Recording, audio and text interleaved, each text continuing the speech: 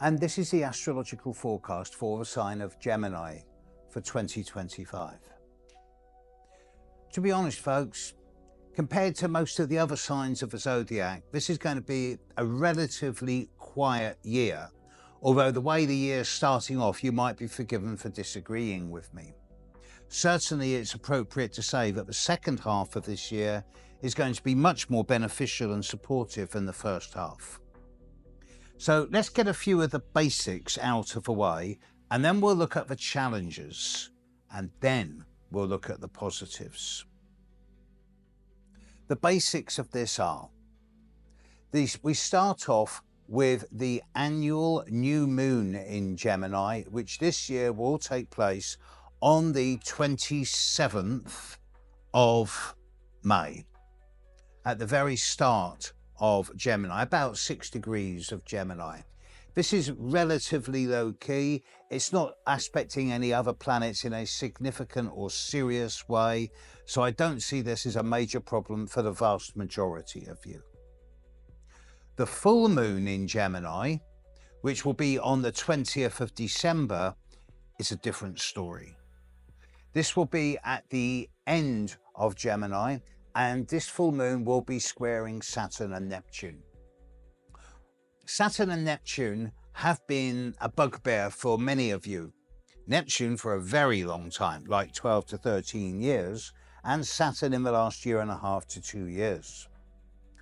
And Saturn and Neptune are now going to be at the end of Pisces for much of this year, particularly impacting on those of you born just at the end of Gemini. So those of you born around the 16th, 17th, 18th, 19th, 20th of June, Saturn's going to be impacting on you much of this coming year, particularly from May onwards, in a way that's going to make you look at what's happened in the last couple of years and ask you to restructure your life, to weed, prune, streamline, clear the decks, and let go of things, people, situations, and environments that are past their sell-by date and have reached the end of their shelf life.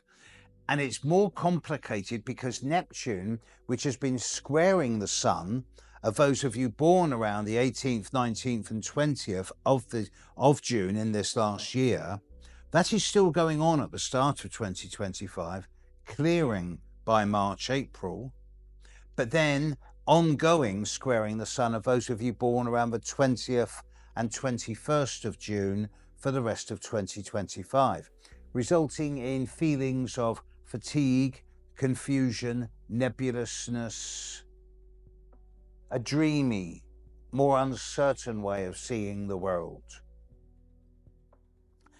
And the full moon in Gemini on the 20th of December is going to be squaring Saturn and Neptune.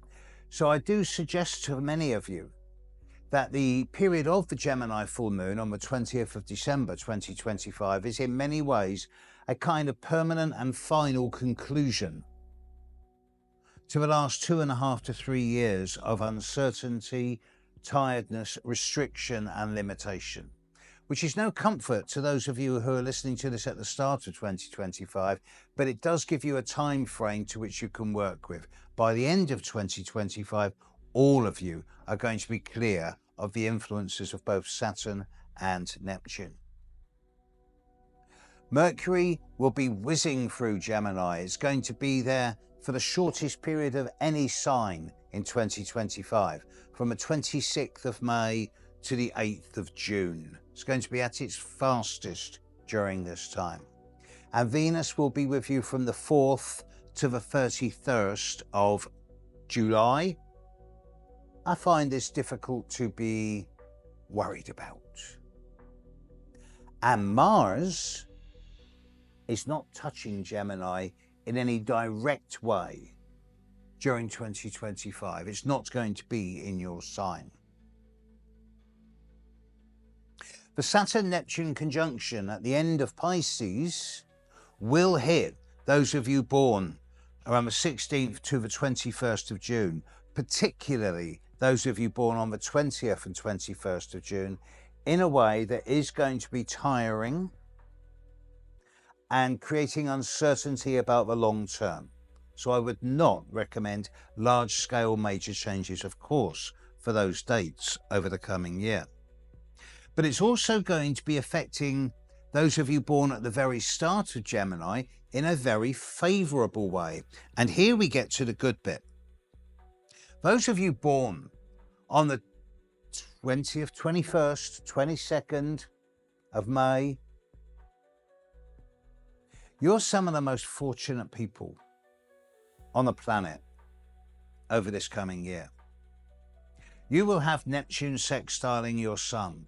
Saturn will be sextiling your sun, particularly over the period of May, June, July, August.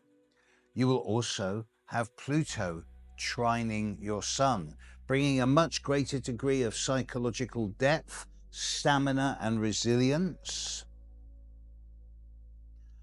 You will also have Uranus moving into Gemini. Now, Uranus will move into Gemini on the 7th of June, and it will retrograde back out of Gemini on the 8th of November.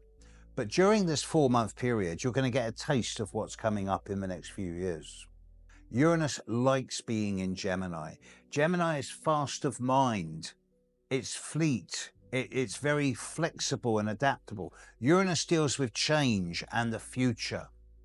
So I imagine that the more you get into this year, the majority of you are going to be experiencing a lot of new ideas, new possibilities, new options developing.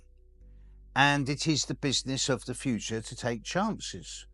Because without taking chances, you stay the same, and that leads to entropy, which leads to decay.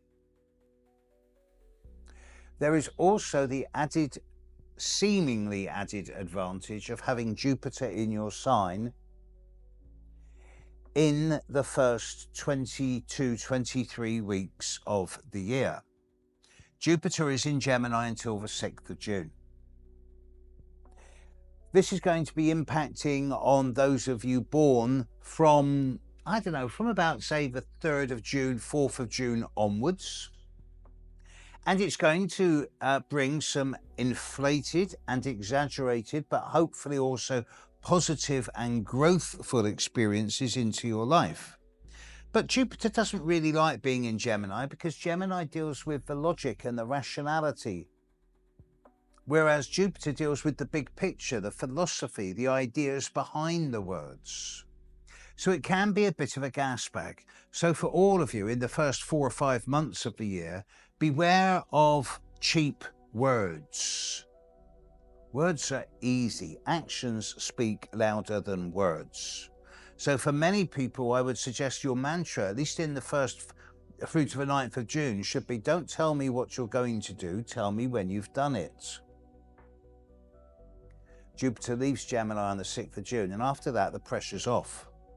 And that's why I think the second half of the year, particularly the time of late June through to, say, early October, is seen as being full of opportunities. But this is not opportunities for really big developments. It's opportunities to throw fishing lines into the future in a way that seeds at least the next 7 years. So as far as 2025 goes, folks, it's only those of you born at the very end of Gemini who are getting hit hard. And even here, this is not permanent and it's not long term. It's just isolated periods during the year. For many of you born at the start of Gemini, this is an amazing year. And for the majority of the rest of you, this is a year where you can be inspired by opportunities. It's a year to experiment with the future, not to commit to long-term cycles or patterns, but to look to the future and see what possibilities are there, which can then be established and consolidated a year or two down the line. Have a innovative year.